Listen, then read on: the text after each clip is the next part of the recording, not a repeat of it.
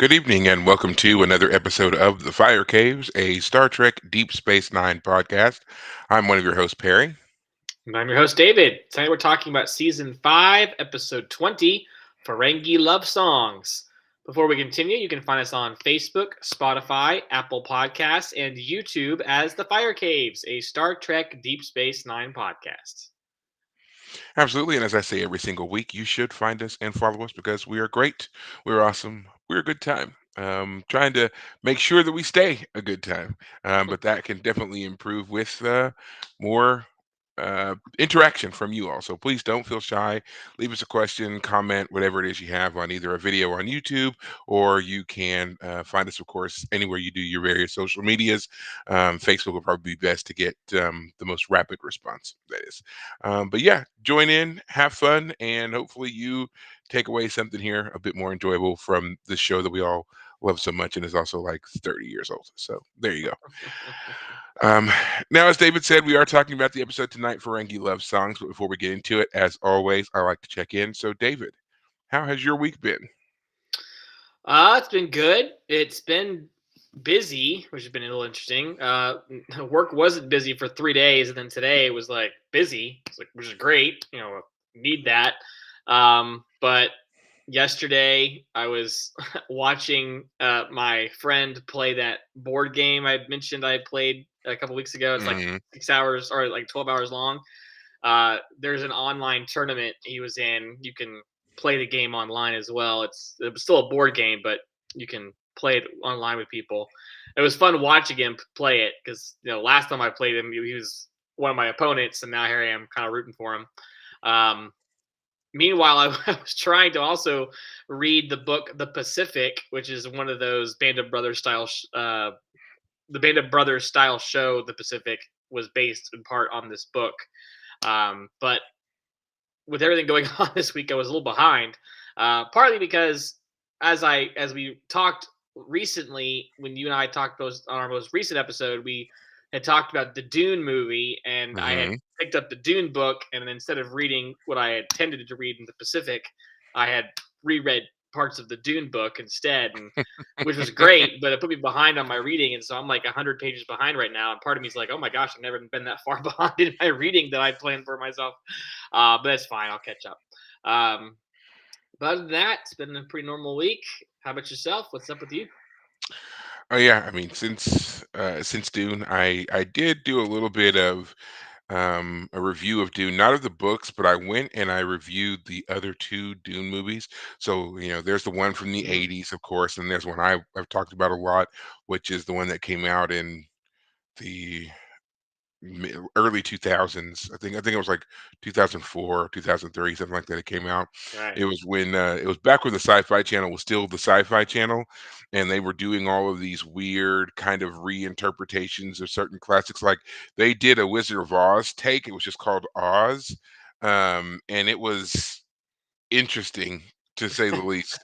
Um, but they did Dune first, and apparently the response from Dune was so massive that that's why they ended up doing some of these other classics like The Wizard of Oz and some other ones as well. But Interesting. the sci-fi version of Dune still stands out to me as one that's very well done. They do take a lot of time to make it so, like if you go out and like purchase the DVD set, for example, it's like 6 or 7 hours Hmm. of stuff to watch. Like the first, because they break it up into sections, of course. So your first section is 3 hours, your next one is three, and then I think the next one after that is 2.5. Then they do the Children of Dune as well. So Hmm. yeah, actually, when you put it all together, I think you really have about 10 hours of content. Okay. So it's a lot. They do end up truncating some things, but still, it's pretty spot on. Right. Um, so yeah, if you're interested, I would say check out the sci-fi version because there's just something about that '80s version. I don't want to just chalk it all up to the fact that it came out in the '80s as a product of the '80s or whatever, but there's just something about it that just it causes a disconnect from you as the viewer. And if you know anything about the story, there's something about that one that it doesn't resonate well, in my opinion. So Yeah. It's yeah, very choppy. I've never watched the whole thing all the way through. I've watched clips online. But there are parts where like they take certain things from the book so literally that it's like that's why it's hard to adapt to the screen because you're like going for it, and that's why Yeah, the recent movies like tried toning some of that down to yeah, and test on some level. I mean, I as a purist, part of me is like, no, you got to do the thing, but whatever. I mean, I think there's always going to be something that we nitpick as people who have, when you read the books and you really know the source material, to watch any other kind of interpretation of it, it's always going to be very hard because there are going to be things that stand out to you more than perhaps they did to someone else. And we Right, don't know what they had to go through to get certain things greenlit as a project, and who other the many, many hands that go into making a movie, and people who come along and say, cut this, cut this, cut this. And to you, those are important things, but for budgetary concerns, you have to do it. Like, I'm sure there's so much of that that we never think of, we're never aware of. So what we see, the final product, who knows how many times that has been chopped and edited and whatever else before we get what that is. So not a bad film, but to me the sci-fi version is way better. Um, mhm, only thing I can think of that beats it is the newest version, right, the ones that we just watched here. I think they do a great job in it. There are some things, of course, that they changed that we as we talked about before, and mhm. maybe who knows, maybe we'll do an after dark on Dune. Sounds like we need to, We but probably, I think we did on the first one. Maybe we should do another one or something yeah, like I that. think so. So I yeah, we mean, will we're get we're into that. still we're still we still need to do book 5, season 5 of The So Expanse. So we'll so throw that was Dune the in there. next thing. Yeah, so that was the next thing I was gonna say. Couple of things. So I have been working to try to get all of our episodes released because there was some kind of problem there. So again, if you've been watching us live, you've probably not noticed any issues. But if you only ever listen to us as part of the podcast, I do apologize for the delay. We're about 3 episodes behind now. For some reason, um, something with the whole software and uploading them to the various platforms there's like some kind of huge delay. I'm Mm, trying to get that worked out, but like everything is done, they're all submitted, they just won't release. weird. So I'm trying to get that straightened out, and I feel like what's going to end up happening is just going to get like this huge dump of episodes, and like one Saturday you're going to wake up and there's going to be like 3 hours, 4 hours of material. I'm even hesitant to release anything new because I don't want it to get stuck in the same problem. Right. But trying to get that taken care of. So hopefully, this weekend will be the last weekend that we have this issue. So yeah, we'll just hopefully go from there. So that's one thing. Two, David, I apologize. Um, I already started book 6. Oh yeah. Um, Okay. I Go for uh, it. yeah, knowing that you obviously you read, you have way more time to read, and whatever Yeah. Yeah. Go you're, ahead. you're gonna Start. get to Start. it, Yeah. right? So I was like, I had some time, so I went ahead and started reading it. I was a bit confused at first by how it started, but that took care of and itself. and remind me which one is book 6? The name, the title. It's Babylon's Ashes, right? Babylon's Yeah. Ashes. Yeah. I Yes, got it right back behind me. yes, I'll grab it when yeah. what I Mine's what I plan on over there. doing when I finish reading the Pacific book, which at this point I'm worried that I actually might fall behind in my reading schedule, but I want to read the Three Body Problem next because the Netflix show comes out in like 2 weeks or so. So I want to have read the book for the show to come out, and then by then I won't have to have read anything by a certain point, and so I can read the next Expanse book at any time that I want, basically. So yeah, I'll be with you here shortly. So yeah. Okay. And then the other thing I have been doing is I have been playing Star Trek Online. So Ah. so I was never a person who, could call themselves a gamer per se, right? As much as I wanted to and tried, and I was kind of, I guess I was in that first wave of major video games, Mass Effect, Halo, so forth and so on.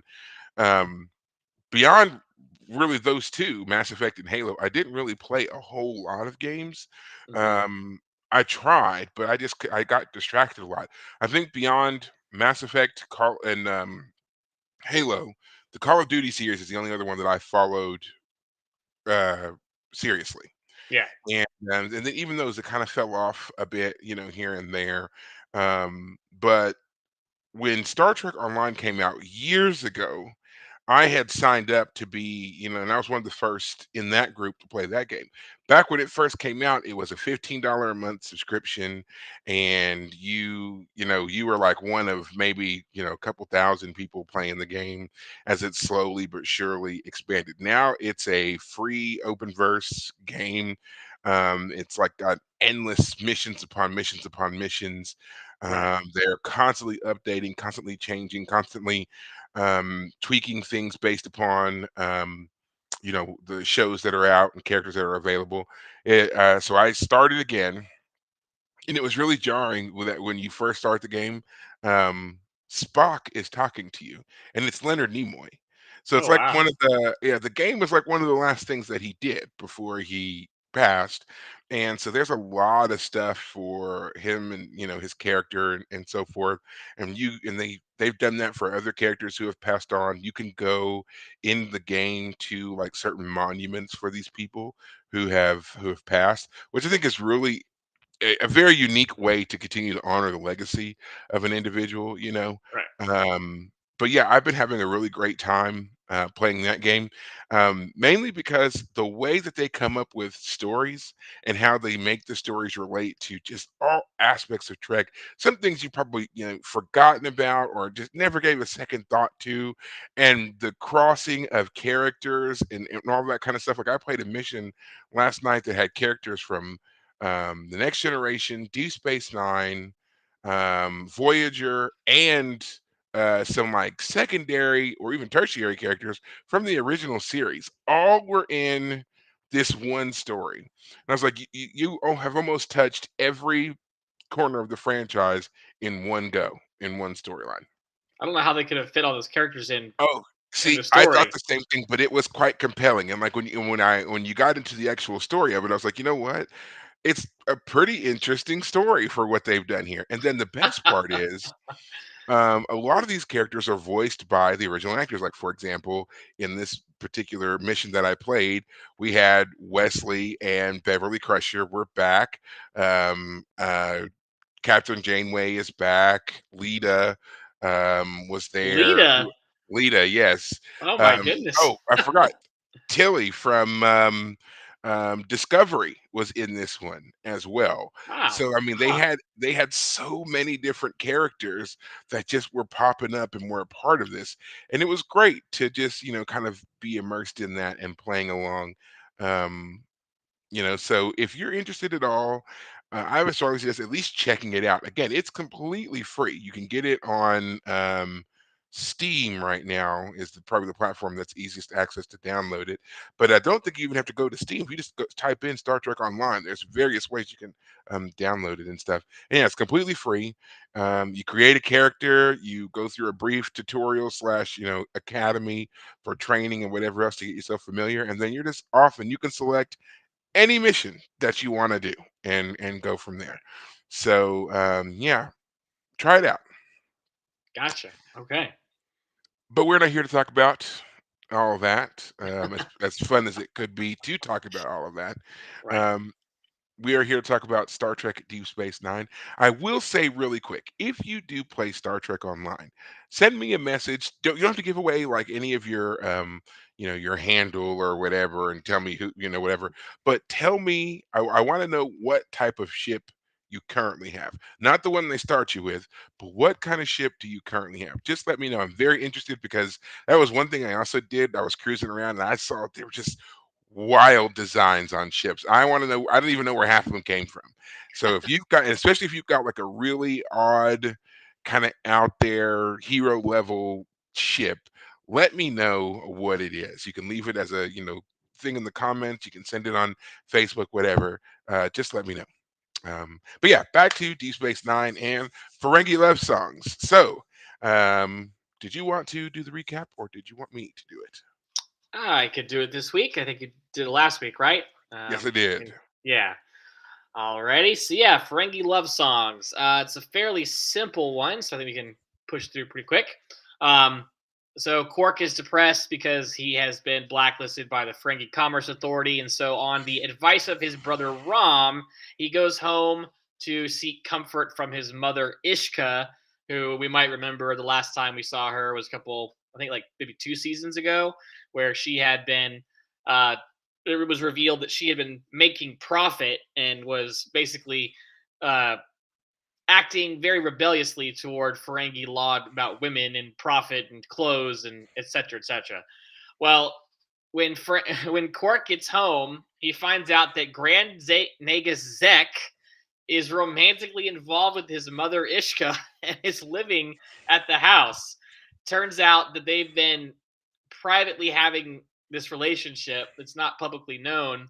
Um, and so Quark is thinks that this is great because maybe he can get the Nagus to reinstate his business. Zek is not interested in helping out. So Quark is approached by who else but our FCA agent Liquidator Brunt, again played by Jeffrey Jeffrey Combs. Combs, who was in last episode too. This man's Hmm. really getting popular on the series. But anyway, um, he says to Quark that if Quark can get Zek to break up with his mother, then he will allow his business license to be reinstated. So Quark goes to Zek and starts making a bunch of insinuations that his mother plans to, basically through the Nagus take over the world domination, destroy Ferengi economy, not wear clothes publicly, just destroy all of the standards and all the things that Ferengi society stands for, especially when it comes to women. And so Zek, falling for it, breaks up with Ishka, and leaves her pretty heartbroken and devastated. So Brunt reinstates Quark's license. So Quark, now having helped Zek realize the dangers of being with his mother, is invited to become Zek's first clerk. And so Quark is happy. This is great. He's gone from zero to hero. And as he helps the Nagus out with his various, petitions, he realizes the Nagus is having trouble with his memory and his ability to calculate various monetary calculations, which would seemingly be devastating to his ability to do his job well. And so that affects the economy because he's the Grand Nagus. The Grand Nagus being unable to remember things and do simple math starts affecting the economy on a national level. And so Quark realizes that not only was his mother romantically invested with Zek, but she was also helping him from behind the scenes run the entire Ferengi economy, basically. And so he realizes that Brunt set him up. Brunt wants to be Grand Nagus. He knew that Zek was having trouble, and so this puts the Grand Nagus in a position to maybe be assassinated. And in that case, Quark would also be not only without a job, but possibly killed himself. So Quark is once again back at Brunt's. He's Brunt has him over a table. This is not good. This is bad. So anyway, um, so of course Quark goes to his mother. He and his mother find a way to help Zek reinstate his kind of authority, prove that he still has it, and so Zek and Ishka reunite as a couple. Um, but Quark realizes that he can't take his mother's place as the first clerk. That's really the job for his mother, even though it's a behind the scenes role. That's really what she is able to bring to her relationship with Zek. And so Brunt is once again thwarted.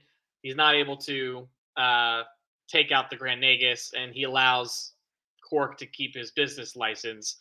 And so the Quark is basically reinstated back into Ferengi society after everything happened.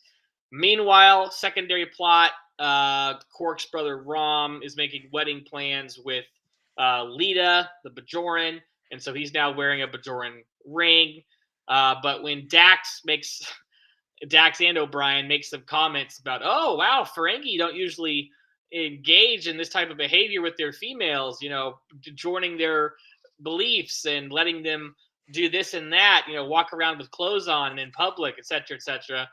Rom starts acting a bit bizarre and tries to force Lita to sign a basically a prenuptial agreement saying you can't take my money, and she's like, I'm not signing no prenuptial agreement. And so they briefly call off the wedding and complain about each other to other people, but O'Brien convinces Rom that all of his gold pressed latinum isn't worth uh, hoarding if he can't be with Lita. So Rom donates all of his money to orphans and tells Lita he still loves her, and so the wedding is back on. Okay, I think I got it. Woo!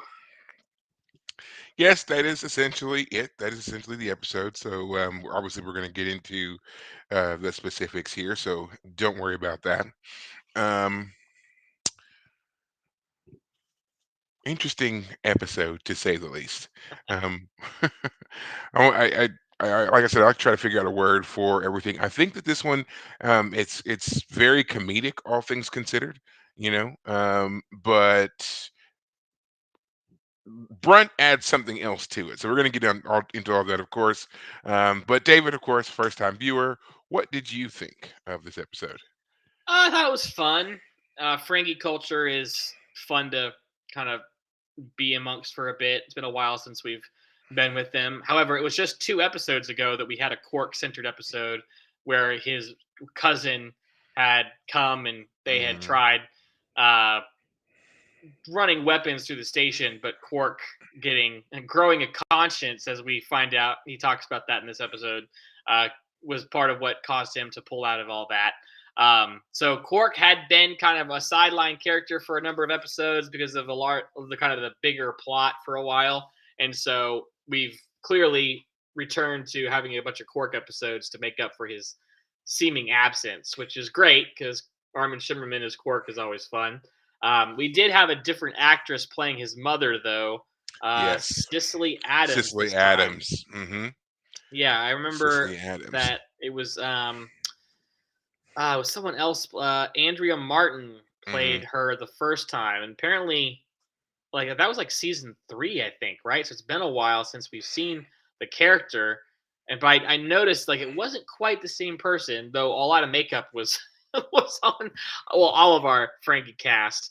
Seeing the Ferengi characters, particularly Zek and Ishka, kissing and being intimate while wearing all that prosthetic made me just laugh because I was just thinking, man, that's got to be a hard thing to work and act through. And that's what Andrea Martin had an issue with after her first foray as Ishka. She couldn't really handle all the prosthetics, so that's why Mhm. she did not return to the role. And Cicely will play Ishka from here on out. So, Gotcha. um, so before we really get into the Quark, Brunt, and his mom situation, I want to talk about Rom and Lita because they are the B plot, but I feel like it's a little bit easier to work us into some of the other things because it's an interesting episode. It's a family episode. We're watching the formation of two different families here. So we have Rom and Lita getting married, and everything seems to be running smoothly until our very what weak-willed, weak-minded, impressionable, whatever term you want to use for Rom. Rom talks to Dax and O'Brien, and suddenly he feels this need to be Mr.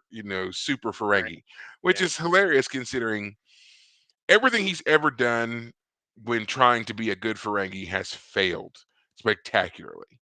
You know, and it's only once he kind of put that stuff aside and decided to just kind of be his own person, did he start to find both happiness and success, And so now here he is in this time of, it should be the happiest time of his life, really. And he is suddenly questioning things because Dax and O'Brien say, "You're the most Ferengi we've ever encountered." I swear, when that scene happened, I was like, Dax, shut up, you fool. Don't mess Right, this up for and him. it wasn't just Dax, it was also O'Brien. If it had been just Dax, and, because Dax kind of apologizes and is like, "It's not a bad thing at all," and you Right. seem happy, but then, O'Brien really kinda doubles in. He's like, "Yeah, you gotta be the most Ferengi we've ever seen." It's like, you didn't need to say that. You coulda Yeah. just said that he's different. You didn't make it need to sound like he's so bizarre, he's almost a freak, and now you sent him on this weird downward Uh, spiral, and he's got to do all this stuff to make up for it, to overcompensate. But that's exactly what happens here, and we catch them both, both Lita and Rom in various states of distress, which I found incredibly annoying, to say the least. yeah. Rom's public weeping, crying, moaning. Well, Yeah, was and Lita's high pitched tremble wail thing she does. yeah, I was like, yeah, I've never been more annoyed with your character than I am right now. yeah. Please stop doing that. Right. Yeah, yeah. I mean, I've always kind of found Rom to be the. I mean, you don't like him more than I do. He is what he is, and he's supposed to be the foil for Quark's character. So I Hmm. get it. I know you've been more like this character annoys me, so I'm annoyed. Yeah, he does. He does annoy me quite a lot. Yeah. Um, Uh, I was just thinking that this whole plot line, it all comes down to Rom doing exactly what you would expect as soon as he hears them say, "Oh, you're not a fairy Ferengi," and then everything that happened after that was you could have plotted it out from the first second you heard it. So it wasn't mhm. a very revealing plot. It was very formulaic. Very you could Which see I it mean, coming a mile away. which we've kind of come to expect when it comes to the B plots. The B plots are supposed to just be kind of the filler beats for our A.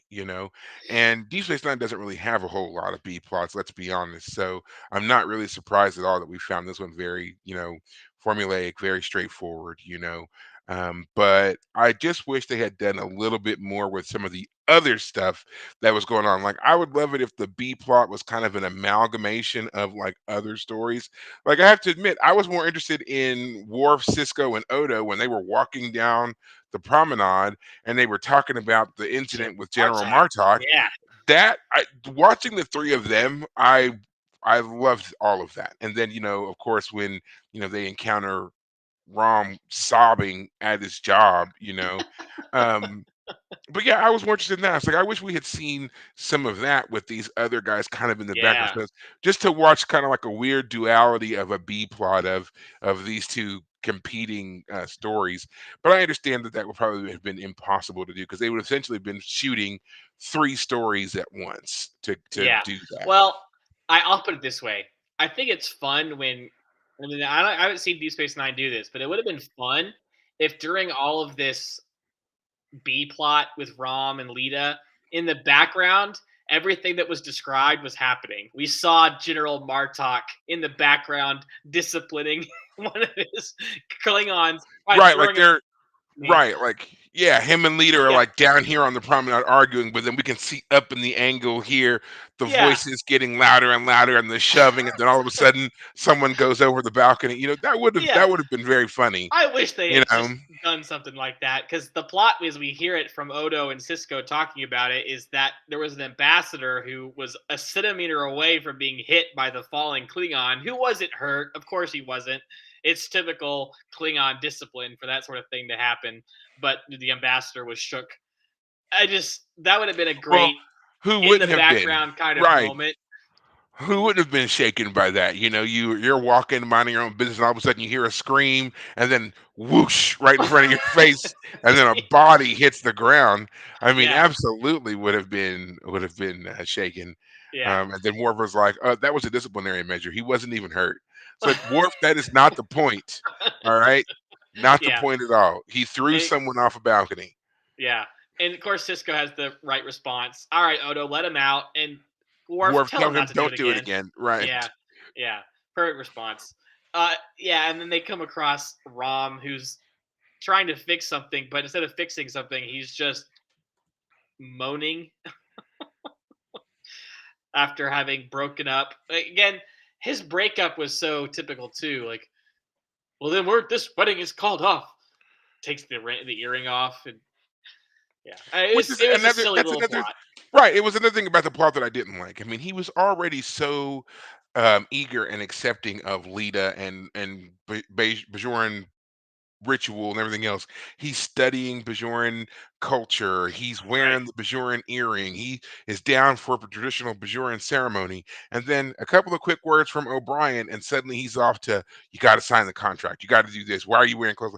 Like all of You're that's after just my like, profits. Yeah. yeah, yeah. It's just that I didn't like that. But Yeah. It um, was the entire thing was predictable. yeah, Is okay. what it is. Hmm. You're right. If we could have seen the General Martok plot line instead, that would have been maybe probably more interesting. Um, I didn't expect much from it. I didn't expect much from that plot line because again, I could see it coming a mile away. So when it happened, it happened. Um, the real interesting stuff was actually seeing the Grand Nagus again because it's felt like it's been a bit since we've seen him, but It I think has it's been. been like two We seasons the since. last time we saw him was in the episode "The Die Is Cast." It was quite a long time ago. Okay. Wallace Shawn once again back to Mm, play Grand Nagus Sec. he's He does great. such a uh, he does such a great job. Does such an absolute great job. Love it. Yes. Yeah. Um, um, what I loved was obviously the opening scene where Zek is revealed to us. You know, Quark has come home. He's sad. He goes to put his stuff in his room, taps the little door panel on the closet door. Door opens, and he just chucks the bag in, and or no, he doesn't The chuck it Grand. in. He He hands it to hangs it. Yeah, he's Nagus, gonna like who yeah. takes it, and then he stops, turns around, goes back, and the Nagus is like, "What are you doing here?" And and he's just like, "Huh, gotta go." He's so shocked Yeah. that he's like, Uh, the Vegas knows I'm here. I gotta go. And jets. And he's like almost to the door where he's like, wait a second, this is my house. yeah. Why are you in my closet? Like Yeah. it's great, And his mother's you all know. like, "I wish you had called first." Like, whoa, what's going on?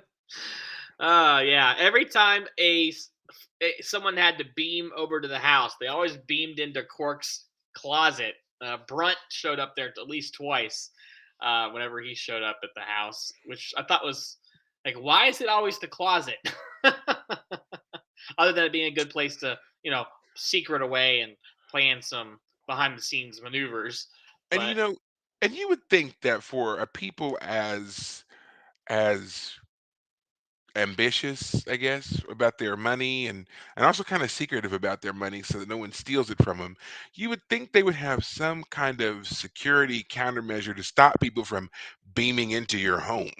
that's You know, actually a good point. Yeah, like I understand why Zek at this point would have been able to do it. He and Ishka have been carrying on a relationship. He's probably set up some kind of method of transporting himself to and from her home so that no one sees him right, coming and going. But why is Brunt able to do it?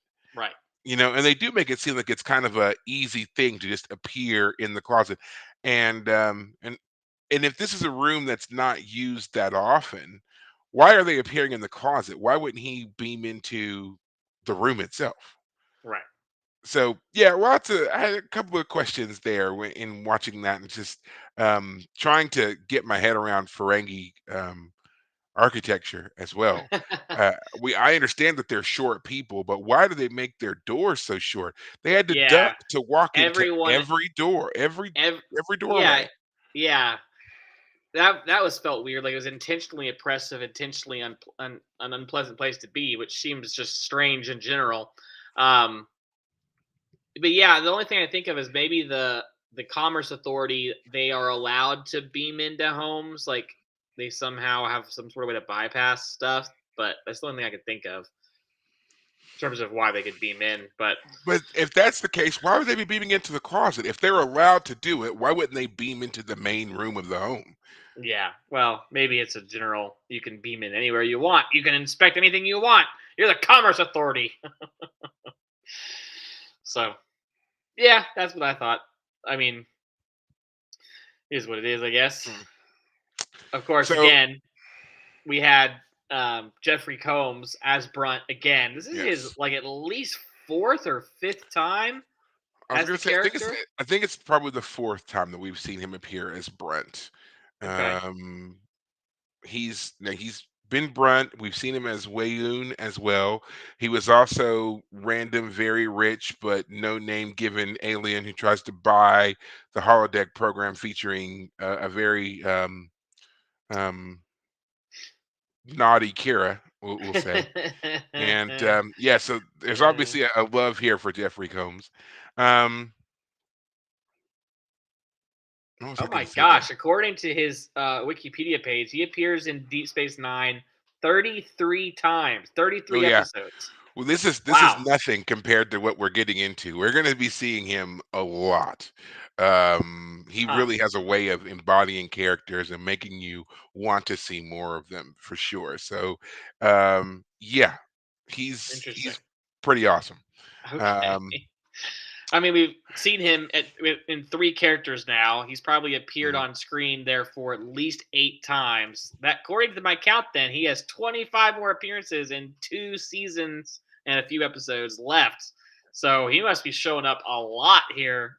Oh, he Coming, does. He does. He almost basically they should elevate him to like that's what I main was thinking. As cast. I Yeah. saw him, I was like, man, Garrick, whoever's playing the character Garrick, might be a little afraid that his role on the show is about to be demoted in favor of Jeffrey Combs. So I guess we'll see. Uh, Um, now this is our second appearance here for Wallace Shawn as the Grand Nagus, and we're dealing with a different Nagus. He's having memory issues. He's forgetful. He's not making great decisions, and Ishka is really helping him along. So we now see this kind of advanced age, but on the decline. We don't know how old the Grand Nagus is, but obviously he's getting up there. So he's making these decisions, and we find out through the bad ones that he makes once he gets rid of Ishka that just how important the Nagus is, right? His bad business sense causes the market to crash 199 points, sending everything else into this like free fall to the point that the FCA, the board of the FCA directors, um, has shut down, suspended commerce across all of Ferenginar right. behind this stuff. So, Yeah.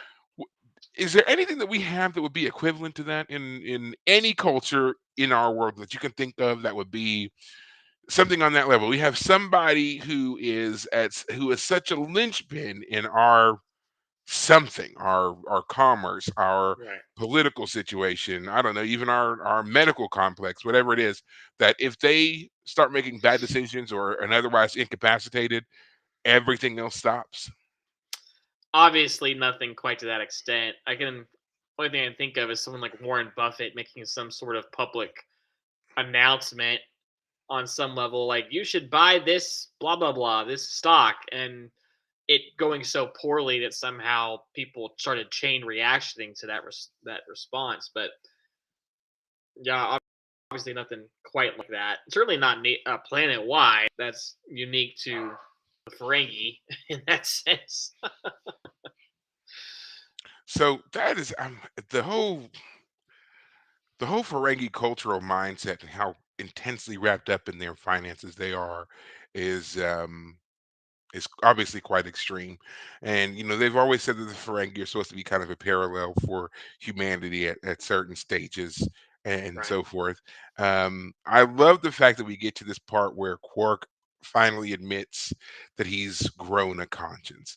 He's been Yeah. surrounded by humans, living with them Oh day my. in and day out, and like you said in the previous episode with his cousin Gala, he had this attack of conscience last minute, and now here he is, and we're seeing the continuation of that storyline a little bit. He's like, I've tried to fight it. I really have, but Right. it's there. It's happened. I have a conscience. Um, what did you? I know what I thought of that scene. What did you think when you were watching that particular playthrough? Yeah, I mean, I guess the real question is it true that he grew a conscience, or is it just that there was a morality inside Quark all this time and maybe No, he held it Mm-mm. down? Yeah. No. He was awful. All Ferengi are awful. I've never liked them. I'm going to stand on there. He's awful. Um, yes, he does get called the philanthropist when Brunt comes through the first time to reject his or to take away his His license. life. He Yeah. says, "You're a philanthropist." He spits the word out at him. It's so fantastic. Yeah. Um, There's just a how dare parallel. you? Yeah, there's a Mhm. parallel scene in this episode when he goes to his mother and he pretends he's doing something with his ear, and she's like, the batteries are dead. He's like, oh, I just couldn't tell because I was just so busy thinking about, things. And she's like, okay, I'll go tell the Grand Nagus to reinstate you. And he's like, oh, will you? And she's like, you're a selfish, self-centered manipulator. And he says, oh, thank you. Their morality is backward. um it's why the Ferengi are fun. It's another example of, again, like I said before, the Klingons being made into a race that, I can appreciate. The Ferengi are obviously not the same thing. It's more fun to see them in their backward ways, and just how backward they are, as opposed to Mhm. um appreciating them for their, like, this honor culture, like the Klingons. But it's still fun just to see. Like, I guess, let me put it this way: if Quark has grown a conscience, he has grown it in absolute defiance of whatever Ferengi culture has to Oh yeah, offer. oh yeah. Totally, surreptitiously. It was definitely not on any kind of actionable level until recently. Right, I mean, he went through the entire Bajoran occupation, reveling in the exploitation of Bajoran labor, Bajoran sex slaves. He didn't have a problem with any of it. It's only fairly recently this has become a problem for him. well, Uh, wasn't he also accused in that same rant about the philanthropy that he had sold the Bajoran Yes, arts he said at cost or you something? sold them. Yes, you sold them merchandise at At cost, cost, yeah. and then and he was like, I can change. I'll even take away my employees' vacations. And he was like, you You give have them vacation. vacations. It That's was a right. great scene. Well, that's my Just point, shocked. though. Is Quark? There was maybe something there the whole time. Yeah, slightly above cost. Thanks, Vincent. As was said in the episode. Yeah, it's Quark. I don't know. Let me put it this way: there was a germ there. Maybe the humans and the Federation have grown that seed a bit for him, helped develop it. Um, but I can't give them full credit. I can't in the argument of, um, is it parentage or is it the way you raise the kid? Is it nature versus nurture? There's got to Mm. be some nature there. Okay, You can't nurture so something that doesn't exist. maybe he's not unlike his brother and nephew. He is exiled to the bar to a certain extent, but once the Federation comes in, they have a profound influence on all three of these individuals, and it allows Right, them to explore aspects of their personality they would have otherwise have ignored or tried to keep deeply buried because it wasn't the Ferengi way. right, He's able, as Quark has said before, he's a people person. He likes right, talking with his customers and getting to know them and have these moments with them of exchange. Rom gets to be an engineer instead of having to worry about only ever making profit. Nog is off at the academy, excelling, being, fast tracking the academy, going to be an officer, going to do all these wonderful things that he would never have had the opportunity to do had they all stayed on Ferenginar. So, right, yeah, maybe that's it. Maybe they all just had these, the seed that needed the proper soil of the Federation to blossom here. right. God, I really tired out that metaphor. Um, Yeah. so, what are your overall thoughts on this episode? I think it was fun in the sense that seeing the Ferengi culture is fun. It's different. Again, seeing their backward morality is fun to hear. Like when someone says something like, "Oh, thank you for calling me selfish and manipulative." Like, what? That's not usually a compliment. How can you take it as a compliment? Well, in Ferengi culture, that's a compliment. Hmm. So it's fun to see it. It's a little shallow, so you can't see it too much before it starts kind of being a bit repetitive. Like we frankly have seen some of these things dealt with before. We've dealt with his mother wearing clothes before. How dare she? So we can't beat that drum too many times before it would get old. But it's been a couple seasons since we've seen the Negus and seen his mother. So I think they're doing fine right now with that storyline. Um, so yeah, it was a fun little episode. It's a Quark centered episode, and Quark's a great character, and Armin Mhm. Shimmerman plays it to perfection. Um, it's fun to see Quark get reinstated back to his, his Yes. bar is now back to business again. So I imagine we'll see him roaring away here soon. So we Um, so we've now seen a series of resets for characters. Have you noticed the theme? that's true. So Hmm. we got to see this for Kira now. She is back to a point where she gets to kind of be that very kind of informed, hardcore Bajoran leader. Everything else now has been cut away from her. She's no longer pregnant. Yep. She's not sidelined by this ties to the elderly Cardassian. She doesn't have any ties to Shakar. It seems there's been no mention of him or anything like that.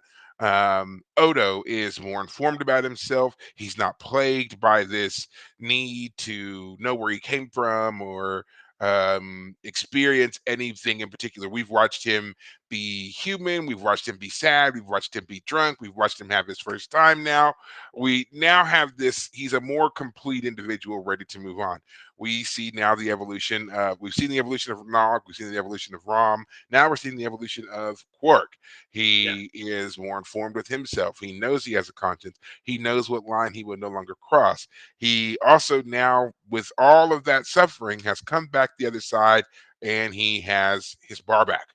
Yeah. So everybody is kind of like they've been made whole again, and now we're ready to move forward into the next parts of our DS9 story here. So Yeah. I'm really excited for what is coming up here at the end of the fifth and then into the sixth and seventh season. Lots of good stuff ahead of us. Lots of sad stuff ahead of us, unfortunately. Oh, So don't get my stay hopes up. tuned. Don't- You're the one who liked the dark storytelling. Don't get my I hopes do like the dark storytelling, but there are things I'm gonna, I just, whatever. Um, up. Now, before we depart our, Ferengi, I had to talk about one Ferengi aesthetic that I just don't get. The teeth. Did you notice or Brunt's teeth? They were I mean, incredibly sharp and jagged, and they stick out at different angles, and I mean, it gave him a very predatory look towards the end when he was telling Quark, "I'm glad you got your license back because I know you're gonna make a mistake, and when you do, I'm yeah, gonna land on you so hard." right. Like he looked very malicious in that scene, and all the Ferengi seem to have very messed Very up messed up teeth. teeth. Yeah. Yeah. Well, I mean, you actually, I think they do actually a great job actually of it because I think Cork and Rom both have places like on their bottom where their teeth on their upper lip on their up I'm sorry their upper jaw have made room for like with amongst their lower teeth. Like they Hmm. when they developed the teeth, they did a good job of making it look like they've been compressing in that same space for years. I can't imagine trying to wear those teeth and talk though. That's the one thing.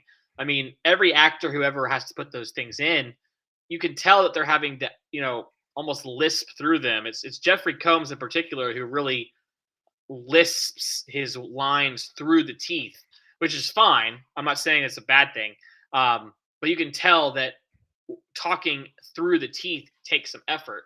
Yeah. Um, Hmm. and I've always wondered, like, well, is it the same cast? Like, has Armin Shimmerman been using the same mouth teeth thing the whole time? And do they have a bunch of in the back? So on that, I will tell you that for the most part, the answer is yes. They do try to keep all of those things as close to the original prosthetic used from in the pilot as possible. Now, of course, over time, as wear and tear happens, things have to be replaced. Also, comfort for the actor is taken into consideration as much as possible. So if they, after the first week or two of wearing something, if they're like, this hurts or whatever it is, they do try to make certain adjustments. But for the most part, those pieces stay about the same. Yep. Um, you will notice a couple of differences when it comes even like to the prosthetics that they wear. There are a couple of differences here and there to prosthetics as things also suffered wear and tear, or in the case of certain characters, things are either lost or stolen. Like, for example, Quark's nose changes from in like the first couple of episodes. Like the way he looks in the first 2 or 3 episodes versus then like the next 3 to 6 is completely different because they lost the prosthetic that was his nose and they had to have a new one made.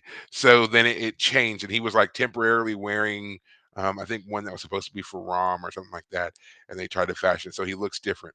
Um, if you go all the way back to the very first season of Next Generation and you look at Worf, and then you go to the second season and you look at Worf, you will notice some very stark differences. That's because the um, prosthetic that they used for the Klingon forehead, his was stolen. Oh wow. And they had to make a new one. So the look was different.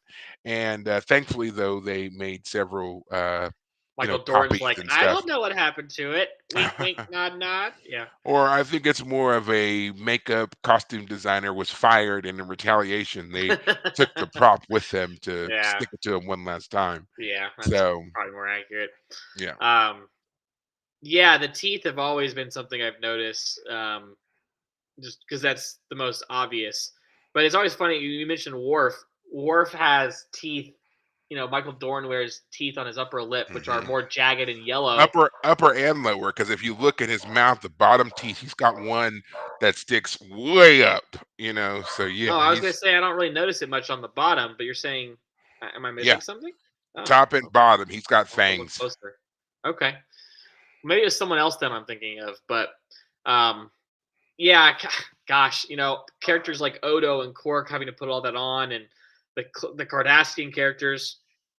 Meanwhile, all of the human characters, they're just like show up to set, get on their suit, boom. Yeah, I mean, even yeah, Kira, Nana Visitor has to put the nose thing on at least. So and then Terry Farrell's got the dots that gotta go all the yeah, way, so yeah, I mean, on the one hand, I would love to be like made up and do the whole costuming and whatever, but on the other hand, I don't want to sit in a chair while they apply all this to me and it takes 4 hours, 8 hours, 10 hours. I mean, that's just makeup. And then you have to yeah, wear it for all of another day.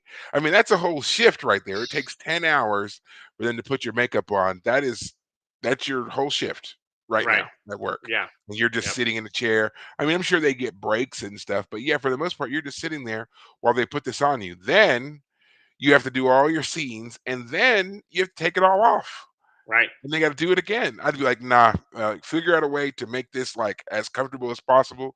We're just gonna wear this for like days. You can do touch ups here and there, but then it will come off. Um, yeah, Vincent here in our chat, he mentioned sweating. There's a scene, or there's a nice story that Ira Stephen Bear tells about after they had finished filming a particularly difficult scene with Odo, and they were done filming for the day. Renee rips off his Odo mask and flings it at him, and it was just absolutely dripping in sweat. ugh, Because his it was the full encasement and whew, everything around him, and by the time he was done, it was just awful. And I was like, that's got to be the worst thing. You got to walk around in that for hours, hours and hours and hours yeah, of filming, and you're just swimming in your own yeah. juices. I'm Ugh. sure we mentioned it before, but have you ever heard Drew, not Drew, Jim Carrey said about dressing up as the Grinch? When he played the Grinch in the live action I Grinch. know that he said that he hated it and he had to undergo like CIA torture training to get That's what through I it. was gonna say. Yep, yep, Yeah. yeah. Learn torture endurance techniques. Yeah, yeah. Man, woohoo. I mean, his portrayal of the Grinch is fantastic in that film. Only someone like Jim Carrey could do it. But yeah, Which, man, I can imagine. now that I think about it, if you take into account the amount of time it takes for them to get these people done up to look like aliens and so forth, and then they have to walk around and be on set, and you got the extras and all the rest of them just milling around, everything like that. It must smell terrible. They must have like industrial fans in there to handle the smell. Air fresheners plugged into every corner. It's gotta reek. It's gotta because and there's nothing you can do about it. I don't care how many showers you take, how much deodorant you put on. If you're sweating the way that Renee claims that he was sweating, and even Ira says, yeah, it was just the mask was just dripping sweat. Everybody has got to reek just Yeah. reek and not want to take it off. Um, I am reminded here of another story where they talk about putting on the makeup, and once it's on, it's on. There was an earthquake. I think we covered this in season 1 or 2 of our show, how there was an earthquake in LA in the early 90s, and Hmm. it was pretty significant. And so all the actors and extras and everybody else, once they were given the all clear, of course, they took off to go home to check on loved ones, and a lot of them left in full makeup. Yep. So Armin Shimmerman, I know that Andy Robinson, who plays Garrick, and several others all took off still wearing their Alien invasion. Ferengi and yeah. Could you imagine? You're just driving, you're trying to get home, you're stressed out, you're paying because of an Where's earthquake. Mookie? Where's or no, I'm saying just like me or you. You're Oh, like, I where's know. my wife? Where's my kid? And then you're driving in your Yeah. car and you turn and look And there's some and there's guy a scribbling. Where's Ferengi. I'm looking for my Moogie. Yeah, yeah. That's Right. what I'm saying. Yeah. There's a Cardassian on a cell phone talking about Yeah. I'm on my way. You Yeah. probably have yeah, nope, that's it. I've cracked. I've What's the cracked. I've movie? lost it. They live. They live is real, man. That also I, reminds me of the guy when they were filming the Christopher Nolan Batman movie. And they had released the Batmobile for the first time. That big tumbler, all painted black and yeah, everything, I and love they that were song. doing the stunt shots on the wherever they was they were filming. And apparently, there was a guy who was drunk, and he was drunk driving of all things. And when he saw the Batmobile go cruising past him, he crashed his car. And so when the police came and did everything and they arrested him, of course, he said that the reason he crashed was not because he was drunk, but because aliens had invaded and he had seen their vehicles. He thought the Batmobile was an alien craft and it scared him, and that's why he Yeah, crashed. I love the So, Tumbler. I love that scene at Batman Begins. Does it come in black? Ah, such a great movie. Great. Everything about it great. But man. well, anything else? Any other final thoughts on this episode before we wrap it up? It looks like we're actually going to finish close to on time for once. Oh yeah. Hmm. Okay. Well, you're right. Yeah, we're only an hour in. Normally, we're like an hour and 30 minutes. Well, 30 in. let's screw it. Let's do it. Let's mess up our time, We need to and talk we'll about just Dune get anyway, right? yeah, right, right. Oh man, but no final thoughts on this episode. No, you're good. Yeah, I mean, All right. I would say there's not much else to say. No, It was I would fine. agree. I didn't not like it. I wouldn't say it's the best ever. Maybe an episode you could skip if you're in like a which ones do I have to watch kind of mode. But I imagine you. I mean, you know what's coming up. Maybe that's Oh, wrong. Maybe there's so much Quark stuff coming so that. no, and there. Yes, there's more Quark things coming, but there's nothing necessarily that has a direct bearing on this episode, so we're okay. I do always think that this episode is oddly placed because of the episode that's coming next. It's a Hmm, great episode, and I wish that they would give it's going to be one of those where we feel like there should have been it should have been a two-parter. Quick, well, okay. since we have a moment, we have the time. We'll answer a question asked: do you think women have been secretly running Ferengi society the whole time? I'm going to say no, only because only because while I could see why you would think that, especially with the way that Ishka is influencing the Negus here, I think that Zek is an exception, Right. and that's why she's able to get so much influence on him.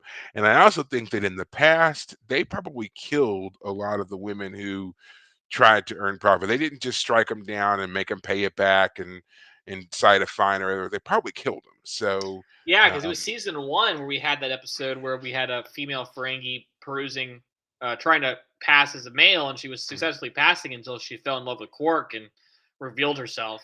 yeah, And poor Quark, he actually liked the character when she was hell, a male, not romantically per se, but like thought the character was great at being good with money and business. finances and business and Hmm. everything.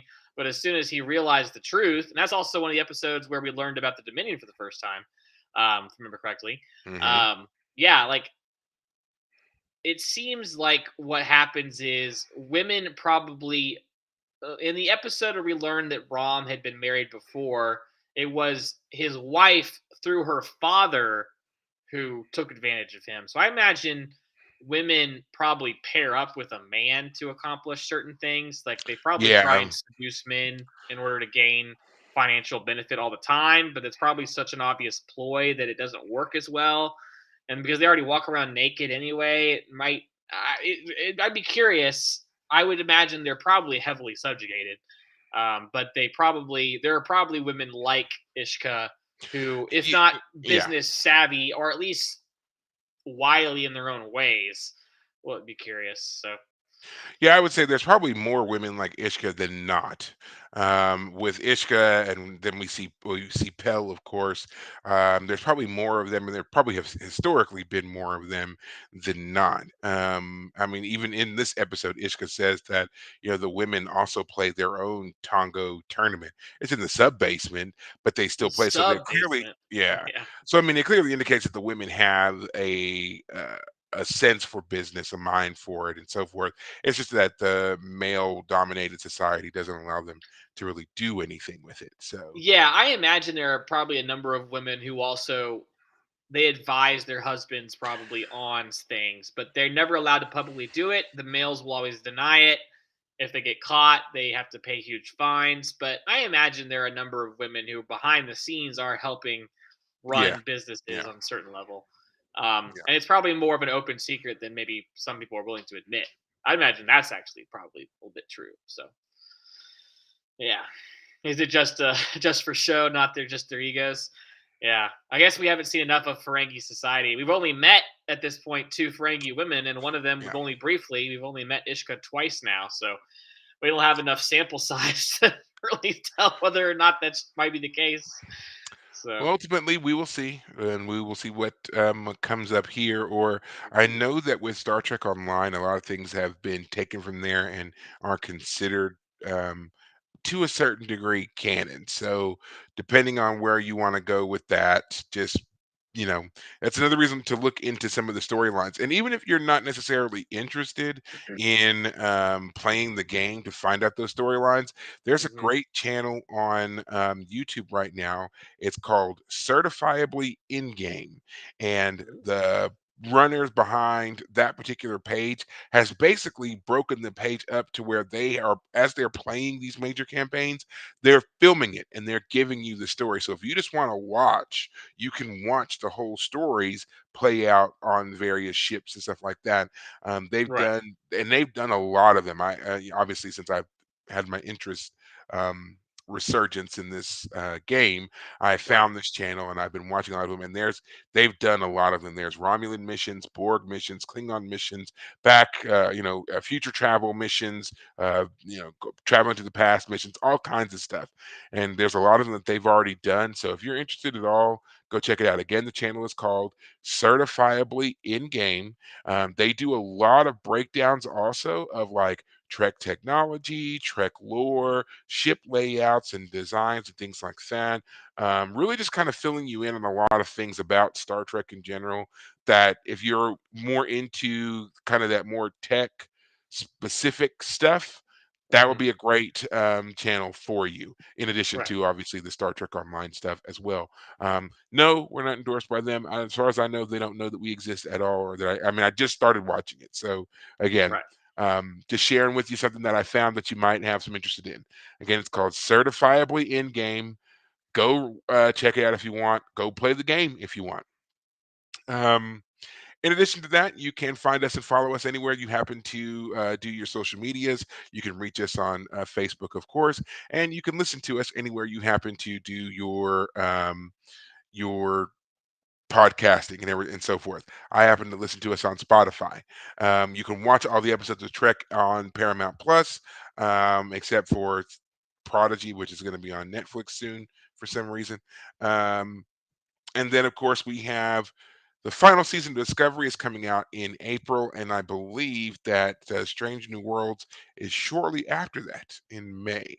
So we got some Trek coming. Not the final of Strange New Worlds, just the new season of Strange New Worlds, and the final of Discovery. And I'm starting to see even more people talking about how Discovery is not that bad and the show is ahead of its time and all this. No, I'm telling all of you right now, you're still on my list. You don't get to backtrack and say what a great show it was, because I've been saying it since episode one and you were all shouting it down. And now you want to be like, oh, I'm kind of sad this leaving. No, no, no. You're on my list. All right. So no. All right, but other than that, guys, until next week, take care of yourselves. Thanks, guys.